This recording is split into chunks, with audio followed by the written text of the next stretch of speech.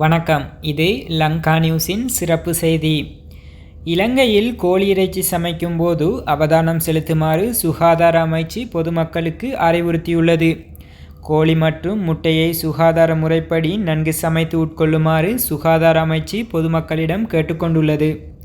சமீபத்தில் இந்தியாவில் பரவிய பறவை காய்ச்சல் குறித்து சுகாதார அமைச்சகம் கவனம் செலுத்திய நிலையில் சுகாதார அமைச்சகத்தின் சுகாதார மேம்பாட்டு பணியகம் இது தொடர்பான எச்சரிக்கையை விடுத்துள்ளது.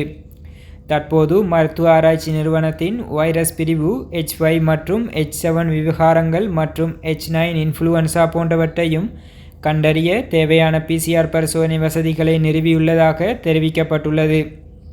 பறவைகள் மத்தியில் பரவும் பறவை காய்ச்சல் சில சமயங்களில் மனிதர்களையும் தாக்கும் என்பதால் பறவைகள் மற்றும் அவற்றின் கழிவுகளை தொடுவதையும் தவிர்க்கவும், மேலும் அவதானமாக செயற்படுமாறு சுகாதார அமைச்சம் மக்களுக்கு அறிவித்துள்ளது. பறவைகளையோ அவற்றின் எச்சயங்களையோ தொடாமல் கோழிப்பண்ணைகளுக்கு செல்வதை தவிர்க்கவும் என மக்கள் விழிப்புடன் இருக்குமாறு அமைச்சகம் மேலும் அறிவுறுத்துகிறது. அத்துடன் தமது பிரதேசங்களில் நோய்வாய்ப்பட்ட அல்லது இறந்த பறவைகள் காணப்பட்டால் அவை உடனடியாக உள்ளூர் சுகாதார அதிகாரிகளுக்கு தெரிவிக்க வேண்டும் எனவும் கேட்டுக்கொள்ளப்பட்டுள்ளது.